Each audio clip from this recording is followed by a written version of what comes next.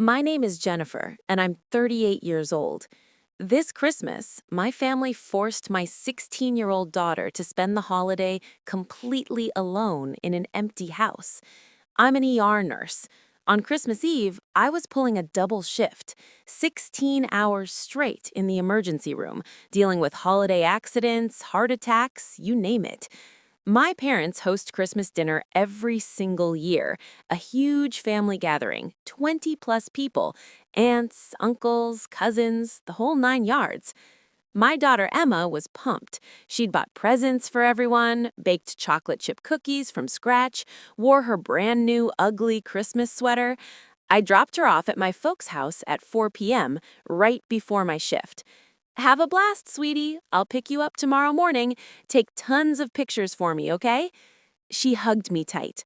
Love you, Mom. Don't work yourself to death tonight. I thought she'd have the best Christmas ever.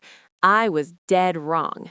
At 8 p.m., right in the middle of treating a car accident victim, my phone buzzed. A text from Emma. Mom, they said there's no room for me at the table. Grandma told me I have to go home. I'm driving back now. My heart dropped. No room. There were literally 20 people crammed in that house. How on earth was there no space for my kid? I called her the second I had a free moment. She picked up crying. Mom, I don't get it. Everyone else is sitting down for dinner. Grandma pulled me aside and said they didn't set a place for me, that it's adults only this year. Adults only? Emma, you're 16. You're family. What about the other kids? There are no other kids this year. All my cousins are in college or older now. Aunt Rachel's twins are here, but they're 19. My blood was boiling. Where's your grandfather? Where's Aunt Lisa? They're all just sitting there. Nobody said anything when Grandma told me to leave. Dad's sister just looked at me and shrugged. Wait, Dad's sister? My sister, Sarah. Sarah was there? Yeah, she brought her new boyfriend. He's sitting in what I thought was my seat. I couldn't breathe. My own sister, my own parents. They kicked out my daughter on Christmas so Sarah's new boyfriend could have a chair. Emma, sweetheart, I'm so sorry. Drive carefully, okay? I'll be home as soon as my shift ends. Mom, it's Christmas. I'm going to be alone all night in an empty house. Her voice broke my heart. I know, baby. I'm so sorry. Lock the doors. Order whatever you want for dinner. I'll make this right. I promise. I hung up and finished my shift on autopilot, fury keeping me going. At 6 a.m. Christmas morning, my shift finally ended. I was exhausted, furious, done. I didn't go home. I drove straight to my parents' house, walked right up to their front door, and taped an envelope to it. Then I left. 2 hours later, my phone started blowing up. My mom, my dad, my sister Sarah, all calling, all screaming. I didn't answer a single one. Before I tell you what was in that envelope, what happened when my parents read it, and how my family reacted when they realized what they'd lost, please hit that like button and subscribe, and let me know in the comments where you're watching from. USA, UK, Canada. I want to hear from all of you. Now, let me take you back to the beginning to understand why my family thought they could treat my daughter like garbage. Growing up, I was always the responsible one, the good daughter, the one who became a nurse, worked crazy hours, never complained. My sister Sarah was the total opposite. She bounced from job to job, boyfriend to boyfriend. Drama followed her everywhere. But somehow, she was the favorite. Mom and Dad always made excuses for Sarah. Sarah's still finding herself. Sarah's going through a rough patch. Sarah needs our support right now. Meanwhile, I was raising Emma alone after my husband walked out when she was 2, working 60-hour weeks, paying my own bills, never asking for help. Send part 2 whenever you're ready. Did my parents throw me a parade? Nope. It was expected. When Emma was born, my parents were thrilled, first grandchild, and they promised to be there for us. For a while they were, babysitting, birthday parties, school events, but then Sarah started having problems, money troubles, relationship drama, and suddenly everything became about her. Emma noticed, even as a little kid, she'd ask, "How come Grandma and Grandpa don't come to my dance recital anymore?" "They're busy helping Aunt Sarah, sweetie, but they came to her new boyfriend's birthday party." I had no good answer for that. Over the years, it got worse.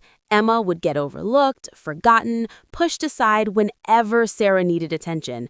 But this Christmas, this was a whole new level of messed up. Let me tell you what led up to that night. 3 weeks before Christmas, my mom called. "Jennifer, we're doing Christmas dinner at our place as usual. You're working the ER that night, right?" "Yeah, double shift, but Emma will be there." "Oh, well, that's fine. Sarah's bringing her new boyfriend, Marcus. We're so excited to meet him." "That's great, Mom. Emma's really looking forward to it, too. She's already bought gifts for everyone." "Mm-hmm. Okay, well, we'll see you both soon."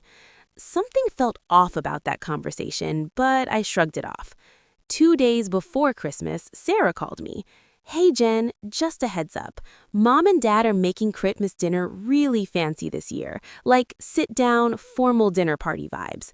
"Okay, Emma will be fine. She knows how to behave."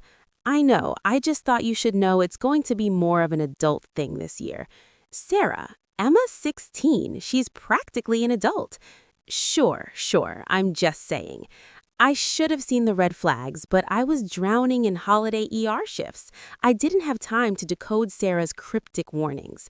Christmas Eve arrived. I got to the hospital at noon for my double shift. Emma and I had opened presents that morning, just the two of us.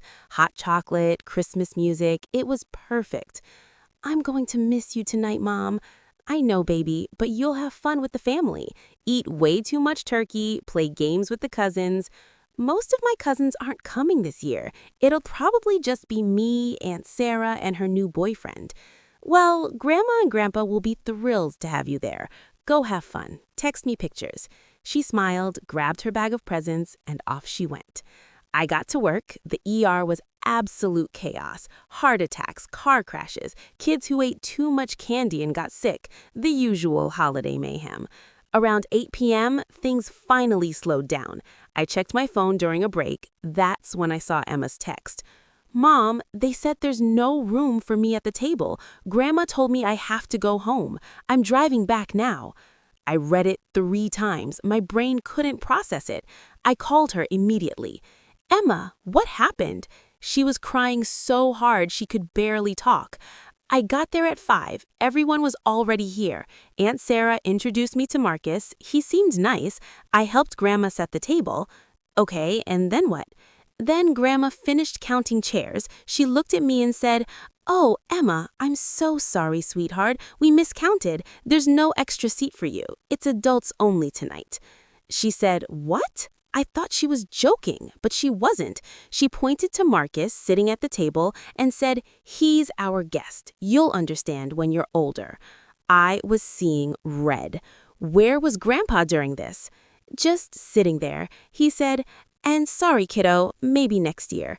And Sarah, she didn't even look at me, just sat down next to Marcus and started talking about wine or something. My daughter, my 16-year-old daughter, kicked out on Christmas because my sister's flavor of the month boyfriend needed a chair? Emma, I'm so sorry. Are you home now? Yeah, the house is dark, cold. I turned on the Christmas tree lights, but it's just me. I could hear her trying not to cry. Order a pizza, watch whatever you want on TV. I'll be home the second my shift ends, I promise. Okay, love you, Mom. Love you too, baby. I finished my shift running on pure rage. By 6 a.m. Christmas morning, I was done. I drove straight to my parents' house. Everyone's cars were still there. They'd all stayed overnight. Perfect. I pulled out the envelope I'd prepared, walked up to the front door, and taped it right in the middle where they couldn't miss it. Then I got back in my car and left. At 8 a.m., my phone started ringing. Mom, Dad, Sarah, over and over. I declined every single call. Finally, a voicemail from my mom. She was screaming, "Jennifer, how dare you? How dare you do this to us on Christmas? Call me back right now." Then one from my dad. "Jennifer, this is completely unacceptable. We need to talk about this immediately." And Sarah, oh, Sarah. "Jen, what the hell? You're being totally unreasonable. Call me back." I deleted every voicemail and blocked all their numbers. Emma looked at me when I got home. "Mom, what did you do?" What I should have done a long time ago. You want to know what was in that envelope? A letter. Typed, clear, no emotion, just facts. Addressed to Mom, Dad, and Sarah. "Last night, you told my 16-year-old daughter there was no room for her at Christmas dinner. You chose Sarah's new boyfriend, a man you just met, over your own granddaughter. Emma spent Christmas alone in an empty house while I worked a double shift saving lives in the ER. Let me make something very clear. That was the last time you will ever see or speak to Emma or me. Don't call, don't text, don't show up at our house. You made your choice, now live with it. Also, since you clearly value guests over family, here's a gift. I'm canceling the check I write you every month, the $500 I've been sending to help with your mortgage. Done. You want to play favorites? You can afford to. Merry Christmas, Jennifer." My parents lost their minds. They showed up at my house 3 days later. I didn't answer the door. They sent my aunts and uncles to guilt trip me. "Family is family, Jennifer. You can't just cut them off." I said, "Watch me." Sarah tried to apologize, sent a long text about how she didn't realize it was such a big deal. I blocked her. My mom cried to everyone that I was being cruel, heartless. But here's the thing. I gave them chance after chance, years of overlooking how they treated Emma. Christmas was the final straw. You don't kick a 16-year-old out on Christmas. You don't prioritize a stranger over your granddaughter. And if you do, you don't get to be surprised when there are consequences. Emma's doing great, by the way. She was hurt, angry, confused, but we got through it together.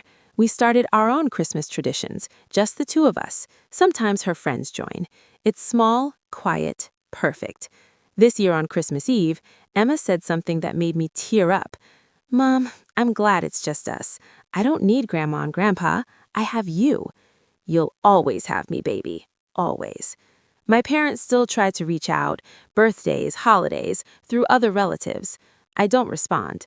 Some bridges, once burned, stay burned, and I'm completely okay with that. Thank you so much for listening to the end. If this story resonated with you, please smash that like button, subscribe, and let me know in the comments where you're watching from. USA, Canada, UK, Australia. Drop your location below. Remember, family isn't an excuse for disrespect. Your kids come first, always. Take care. I'll see you in the next one.